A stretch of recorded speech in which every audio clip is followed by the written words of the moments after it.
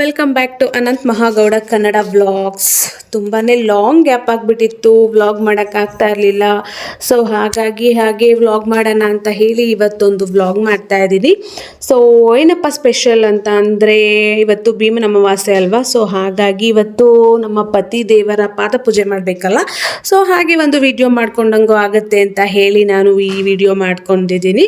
So morning ಎದ್ದು ನಾನು ನನ್ನ ಹಸ್ಬೆಂಡು ವಾಕ್ ಹೋಗಿ ಬಂದು ಬಿಸಿನೀರೆಲ್ಲ ಕುಡಿದು ನೆಕ್ಸ್ಟ್ ನಾನು ಹೊರಗಡೆ ಎಲ್ಲ ಸ್ವಲ್ಪ ತೊಳ್ಕೊಂಡು ಬಾಗಿಲು ತೊಳ್ಕೊಂಡು ಅರಿಶಿನ ಕುಂಕುಮ ಎಲ್ಲ ಇಟ್ಟು ಇವಾಗ ನಾನು ನನ್ನ ಕಿಚನ್ ಡಿಪಾರ್ಟ್ಮೆಂಟಿಗೆ ಬಂದೆ.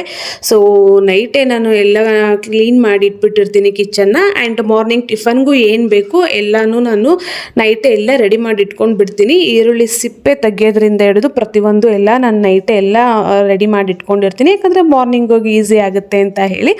ಸೊ ಹಾಗಾಗಿ ಸ್ವಲ್ಪ ಅವರೆಕಾಯಿ ತೊಗೊಂಡು ಬಂದಿದ್ರು, ಅವರೆಕಾಯಿ ಎಲ್ಲ ಬಿಡಿಸಿ ಇಟ್ಕೊಂಡಿದ್ದೆ.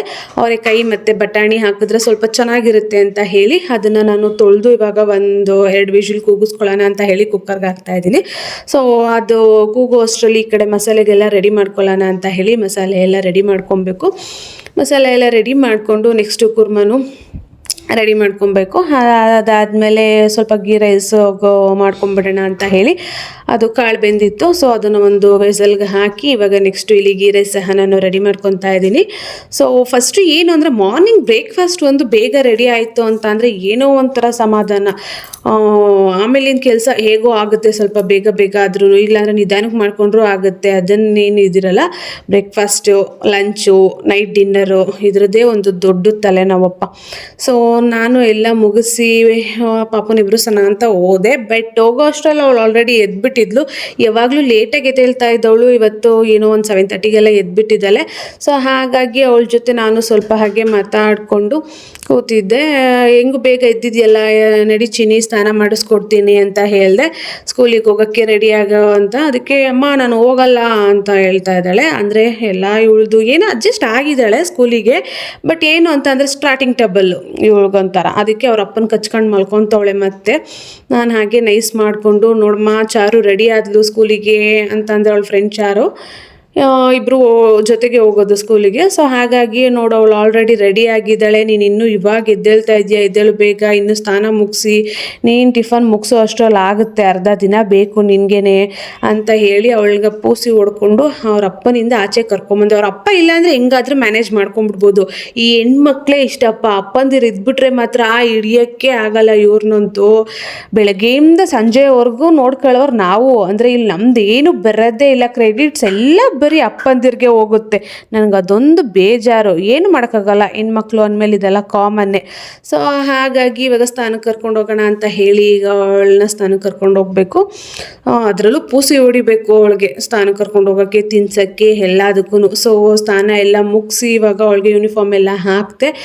ದೊಡ್ಡ ತಲೆನೋವು, ದೊಡ್ಡ ಕೆಲಸ ಅಂದರೆ ಇವಳಿಗೆ ಟಿಫನ್ ಮಾಡಿಸೋದು, ಲಂಚ್ ಮಾಡಿಸೋದು, ಈವ್ನಿಂಗ್ ಡಿನ್ನರ್ ಮಾಡಿಸೋದೇ ಒಂದು ದೊಡ್ಡ ಕೆಲಸ. ನಿಧಾನ ತಿನ್ನೋದು ಒಂದೊಂದು ಬೇಜಾರು ನನಗೆ. ಸೊ ಟಿಫನ್ನು ನೈಸ್ ಮಾಡಿಕೊಂಡು ಅವಳಿಗೆ ಸ್ವಲ್ಪ ಗೊಂಬೆ ಅದು ಇದು ಹಾಕ್ಕೊಟ್ಟು ಟಿಫನ್ ಎಲ್ಲ ಮುಗಿಸಿ ಇವಾಗ ಅವಳಿಗೆ ಹಾಗೆ ತಲೆ ಬಾಚಿ ರೆಡಿ ಮಾಡಿಬಿಟ್ರೆ ನಮ್ಮ ಮನೆಯವ್ರು ಕರ್ಕೊಂಡೋಗಿ ಸ್ಕೂಲಿಗೆ ಬಿಟ್ಬಿಟ್ಟು ಬರ್ತಾರೆ. ಯೂಶ್ವಲಿ ಅವರು ಮಾರ್ನಿಂಗ್ ಬೇಗನೆ ಹೋಗ್ಬಿಡ್ತಾರೆ ಡ್ಯೂಟಿಗೆ. ಇವತ್ತು ಸ್ವಲ್ಪ ಹೇಳಿದ್ನಲ್ಲ ಪಾದ ಪೂಜೆ ಇರೋದ್ರಿಂದ, ಸೊ ಹಾಗಾಗಿ ಸ್ವಲ್ಪ ಲೇಟಾಗಿ ಹೋಗು ಅಂತ ಹೇಳಿದ್ದಕ್ಕೆ ಅವ್ರು ಇವತ್ತು ಸ್ವಲ್ಪ ಲೇಟಾಗಿ ಹೋಗ್ತಾ ಇದ್ದಾರೆ. ಸೊ ಫಸ್ಟು ಇವಳನ್ನ ಸ್ಕೂಲಿಗೆ ರೆಡಿ ಮಾಡಿ ಇವಳನ್ನ ಸ್ಕೂಲಿಗೆ ಬಿಟ್ಬಿಟ್ರೆ ಆಮೇಲೆ ಪೂಜೆ ಎಲ್ಲ ಮಾಡ್ಕೋಬೋದು ಅಂತ ಹೇಳಿ ಇವಾಗ ಅವರು ಅವಳನ್ನ ಸ್ಕೂಲಿಗೆ ಬಿಟ್ಟು ಬರೋಕ್ಕೆ ಹೋಗ್ತಾ ಇದ್ದಾರೆ. ಪಾಪುನ ಬಿಟ್ಟು ಈಗ ತಾನೇ ಇವ್ರ ಮನೆಗೆ ಬಂದರು. ಇವ್ರು ಬರೋಕ್ಕಿಂತ ಮುಂಚೆನೇ ನಾನು ದೇವ್ರ ಪೂಜೆ ಎಲ್ಲ ಮುಗಿಸ್ಕೊಂಡಿದ್ದೆ. ಯಾಕಂದರೆ ಇನ್ನು ಮನೆಗೆ ಬಂದು ಇನ್ನೂ ಪೂಜೆ ಮಾಡಿಲ್ವಾ, ನೀನು ದೇವ್ರ ಪೂಜೆ ಮಾಡಿ ಮತ್ತೆ ಪಾದ ಪೂಜೆ ಮಾಡಿ ನಾನು ಆಟೋಗೆ ಹೋಗೋದು ಯಾವಾಗ, ಹಂಗೆ ಹಿಂಗೆ ಅಂತ ಹೇಳ್ತಾರೆ ಅಂತ ಹೇಳಿ ಅವ್ರ ಪಾಪನ ಬಿಟ್ಟು ಬರೋ ಅಷ್ಟರಲ್ಲಿ ನಾನು ದೇವ್ರ ಪೂಜೆ ಎಲ್ಲ ಮುಗಿಸ್ಕೊಂಡಿದ್ದೆ. ದೇವ್ರ ಪೂಜೆನೂ ಒಂದು ಕಡೆ ಮುಗಿಸ್ಕೊಂಡು ಈ ಕಡೆ ಪಾದ ಪೂಜೆಗೆ ಏನೇನು ಬೇಕೋ ಎಲ್ಲ ರೆಡಿ ಮಾಡ್ಕೊಂಡಿದ್ದೆ. ಅರಿಶಿನ ಕುಂಕುಮ, ಹೂವು, ಪ್ರತಿಯೊಂದು ಸ್ವೀಟು ಈ ಸಲ ನಾನು ಮಾಡಿರಲಿಲ್ಲ. ಪ್ರತಿ ವರ್ಷವೂ ಮನೇಲಿ ಏನಾದರೂ ಸ್ವೀಟ್ ಮಾಡ್ತಾಯಿದ್ದೆ. ಬಟ್ ಸ್ವೀಟ್ ಯಾರು ಜಾಸ್ತಿ ತಿನ್ನಲ್ಲ. ಯಾರಂದ್ರೆ ನಾವಿರೋದು 4 ಜನ, ನಾನು, ನನ್ನ ಮಗಳು, ನನ್ನ ಹಸ್ಬೆಂಡು, ನನ್ನ ಅಳಿಯ. ಬಟ್ ಅವನು ಸ್ವೀಟ್ ಇಷ್ಟಪಡ್ತಾನೆ. ಅವನು ಇದ್ದಿದ್ರೆ ಪ್ರಾಬಬಲಿ ಮಾಡ್ತಾಯಿದ್ದೆ ಸ್ವೀಟ್ನ ನಾನು. ಅವನು ಊರಿಗೆ ಹೋಗಿರೋದ್ರಿಂದ ಅವನು ಇಲ್ಲ ಅಂತ ಹೇಳಿ ನಾನು ಏನು ಸ್ವೀಟ್ ಮಾಡಿಲ್ಲ. ಲಾಸ್ಟ್ ಟೈಮೆಲ್ಲ ಅಂದರೆ ನಾವು ಮಂಡ್ಯದಲ್ಲಿ ಇದ್ದಿದ್ದು. ಸೊ ಅಲ್ಲಿ ಎಲ್ಲರೂ ಜೊತೆಲಿ ಫ್ಯಾಮಿಲಿ ಇರ್ತಾಯಿದ್ವಿ. ಸೊ ಹಾಗಾಗಿ ಸ್ವೀಟ್ನ ನಾನು ಮನೇಲೇ ಮಾಡ್ತಾಯಿದ್ದೆ. ಇವರು ಹೊರಗಡೆಯಿಂದನೇ ಸ್ವೀಟ್ ಎಲ್ಲ ತೊಗೊಂಡು ಬಂದಿದ್ರು. ಸೊ ಅದನ್ನೆಲ್ಲ ಇಟ್ಕೊಂಡು ನಾನು ಎಲ್ಲ ರೆಡಿ ಮಾಡ್ಕೊಂಡಿದ್ದೆ. ಅವ್ರು ಬಂದಿದ ತಕ್ಷಣ ಫಸ್ಟು ಪಾತ್ ಪೂಜೆ ಮಾಡಿ ಅವ್ರು ಟಿಫನ್ ಮಾಡಿ ಅವ್ರು ಹೊರಡಲಿ ಅಂತ. ಸೊ ಬಂದು ಇಲ್ಲಿ ಅವ್ರ ಕಾಲೆಲ್ಲ ತೊಳೆದು ನಾನು ಅದು ಕಂಕಣ ಎಲ್ಲ ಕಟ್ಟಿಸ್ಕೊಂಡು ಅವ್ರಿಗೆ ಕುಂಕುಮ ಇಟ್ಟು ಅವ್ರ ಕೈಯಿಂದ ನಾನು ಕುಂಕುಮ ಇಟ್ಟಿಸ್ಕೊಂಡು ಅವ್ರ ಕೈಯಲ್ಲೇ ಹೂವನ್ನ ಇಡಿಸ್ಕೊಂಡು ನಂತರ ಅವರ ಕಾಲಿಗೆ ಬಿದ್ದು ಆಶೀರ್ವಾದ ತಗೊಂಡು ಈ ಥರ ನನ್ನ ಪಾತ್ ಪೂಜೆನ ನಾನು ಕಂಪ್ಲೀಟ್ ಮಾಡಿದೆ. ಏನೋ ಒಂಥರ ನನಗಂತೂ ತುಂಬ ಖುಷಿ ಆಯಿತು. ನನಗೆ ಏನೋ ಒಂದಿದು ಭೀಮ್ನ ಅಮಾವಾಸ್ಯೆ ಇಲ್ಲ ಅಂದರೆ ಅಮಾವಾಸ್ಯೆ ಅಂತ ಅನ್ನಿಸ್ತಾನೇ ಇಲ್ಲ. ಯಾಕಂದರೆ ಏನೋ ಒಂದು ಹಬ್ಬ ಆಚರಿಸ್ತಾ ಇದ್ದೀನಿ ಏನೋ ಅನ್ನೋ ಥರನೇ ಫೀಲು. ಏನಕ್ಕೆ ಅನ್ನೋದು ಗೊತ್ತಿಲ್ಲ. ಮೇ ಬಿ ಅವರು ಫಸ್ಟ್ ಟೈಮು ನನಗೆ ಸರ್ಪ್ರೈಸ್ ಗಿಫ್ಟ್ಸ್ ಕೊಟ್ಟಿರೋದಕ್ಕೆ ಇಲ್ಲ ಏನು ಅನ್ನೋದು ಅಂತೂ ನನಗಷ್ಟು ಗೊತ್ತಾಗ್ತಾ ಇಲ್ಲ. ನನಗಂತೂ ತುಂಬ ಅಂದರೆ ತುಂಬಾ ಖುಷಿ ಆಯಿತು. ಇದು ಒಂಥರ ನನಗೆ ಫೆಸ್ಟಿವಲ್ ವೈಬ್ಸ್ ಅಂತ ಹೇಳ್ಬೋದು. ಸೊ ಅವರು ಇವಾಗ ಎಲ್ಲ ಮುಗಿಸ್ಕೊಂಡು ಇವಾಗ ಆಟೋಗೆ ಓಡ್ತಾ ಇದ್ದಾರೆ. ಸೊ ಅವ್ರ ಟಿಫನ್ ಎಲ್ಲ ಮುಗ್ದಿತ್ತು. ಸೊ ನನಗಂತೂ ಹೊಟ್ಟೆ ಕವ ಕವ ಕವ ಅಂತ ಇತ್ತು. ಸೊ ನಾನು ಟಿಫನ್ ಮಾಡ್ತಾಯಿದ್ದೀನಿ. ಬೆಳಗ್ಗೆ 5 ಗಂಟೆಗೆ ಎದ್ದಿರೋದಕ್ಕೂ ಅದಕ್ಕೂ ಇವಾಗ ಆಲ್ರೆಡಿ 11 o'clock ಆಗಿಬಿಟ್ಟಿದೆ ಟೈಮು. ಸೊ ಅವರು ನಾನು ಟಿಫನ್ ಮಾಡ್ತಾಯಿದ್ದೆ. ಇನ್ನು ಡ್ಯೂಟಿಗೆ ಹೋಗಿ ಬರ್ತೀನಿ ಅಂತ ಹೇಳಿ ಅವರು ಕೂಡ ಹೊರಟರು. ಇನ್ನು ಪಾಪುನ ಕರ್ಕೊಂಡು ಬರೋಷ್ಟರಲ್ಲಿ ನಾನು ಟಿಫನ್ ಎಲ್ಲ ಮುಗಿಸಿ ಇವಾಗ ಡ್ರೆಸ್ ಎಲ್ಲ ಚೇಂಜ್ ಮಾಡಿ ರೆಡಿ ಆಗಬೇಕು. ಯಾಕಂದರೆ ಸ್ಯಾರಿಲೇ ಹೋಗಿ ಅವಳನ್ನ ಕರ್ಕೊಂಡು ಬರೋಕ್ಕಾಗಲ್ಲ. ಸೊ ಹಾಗಾಗಿ ಈಗ ನಾನು ಪಾಪುನ ಹೋಗಿ ಕರ್ಕೊಂಡು ಬಂದೆ. ಇವತ್ತು ಸ್ವಲ್ಪ ಬೇಗನೆ ಕರ್ಕೊಂಡ್ಬಂದೆ. ಯಾಕಂದರೆ ಬೇಗನೆ ಬಿಟ್ಟಿದ್ವಿ ಸಹ. ಒಂದು 8:30ಗೆಲ್ಲ ಬಿಟ್ಟಿದ್ವಿ ಇವತ್ತು. ಅದಕ್ಕೆ 12 o'clockಗೆ ಹೋಗಿ ನಾನು ಕರ್ಕೊಂಡು ಬಂದೆ. ಯೂಶ್ವಲಿ 1:30 ಕರ್ಕೊಂಡು ಬರ್ತಾ ಇದ್ದಿದ್ದು. ಸೊ ಹಾಗೆ ಎಲ್ಲ ಸ್ವಲ್ಪ ಎಡಿಟ್ ಮಾಡೋಣ, ವಾಯ್ಸ್ ಓವರ್ ಕೊಡೋಣ ಅಂತ ಹೇಳಿ ವಿಡಿಯೋ ಮಾಡ್ತಾಯಿದ್ರೆ ಸಡನ್ನಾಗಿ ಮತ್ತೆ ಇವ್ರು ಎಂಟ್ರಿ ಕೊಡೋದಾ. ನನಗಂತೂ ಫುಲ್ ಶಾಕ್ ಆ್ಯಂಡ್ ಖುಷಿ ಆಗೋಯ್ತು. ಏನಪ್ಪ ಹೋಗಿರೋದೆ 11:30 ಹೋಗಿದ್ದು ಅನಿಸುತ್ತೆ. 11:30 ಸಮಥಿಂಗ್ 10:30 ಅವಾಗ ಹೋಗಿದ್ದು. ಸಡನ್ನಾಗಿ 12 o'clock ಬಂದಿದ ತಕ್ಷಣ ನನಗಂತೂ ಶಾಕ್ ಆಗೋಯ್ತು. ಯಾಕಂದರೆ ಯೂಶ್ವಲಿ ಇಷ್ಟು ಬೇಗ ಬರೋರೇ ಅಲ್ಲ.